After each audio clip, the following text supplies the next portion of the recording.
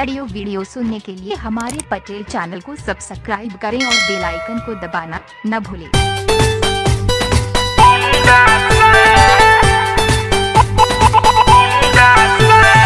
DJ Dilip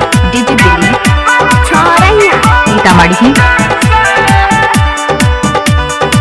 music by Vikesh भोजपुरिया।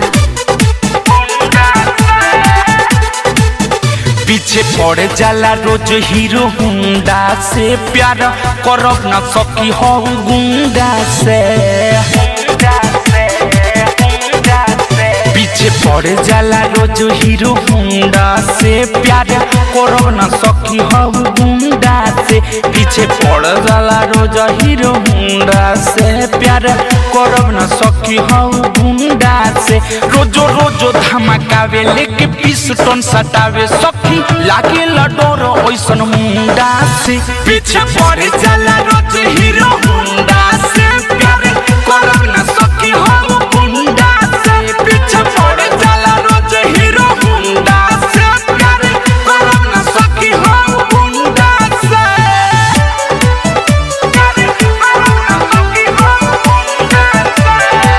DJ Dilip Sitamarhi.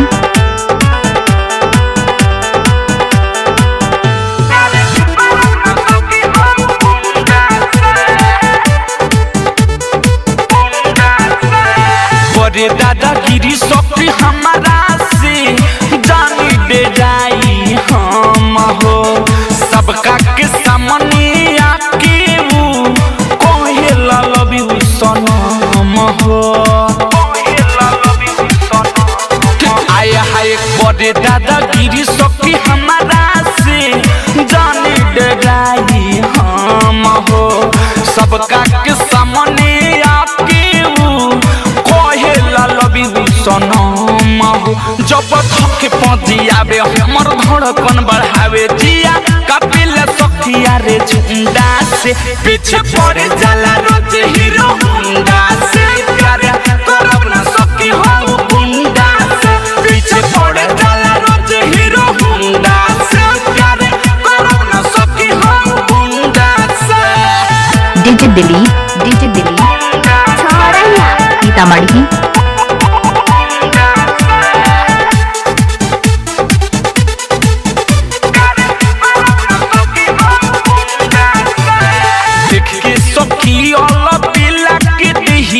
थर थर करे बदन हो। अजय चन दिसवर विकेश भोजपुरिया करेला बड़ी टंग हो। ये सखी के मैं जवानी हैरान बा, देख के सखी अल पीला के दिहिया थर थर करे बदन हो। अजय चन दिसवर विकेश भोजपुरिया करेला बड़ी टंग हो।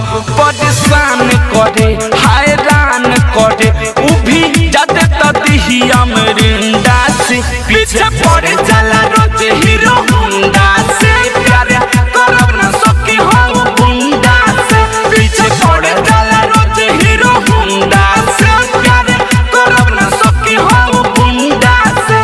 रोजो रोजो धमकावे लेके पिस्टन सटावे, सखी लागे लडोर ओइसन मुंडा से। पीछे पड़ जाला रोज हीरो हुंडा से, प्यार करब ना सकी हो गुंडा से। पीछे पड़ जाला रोज हीरो हुंडा से।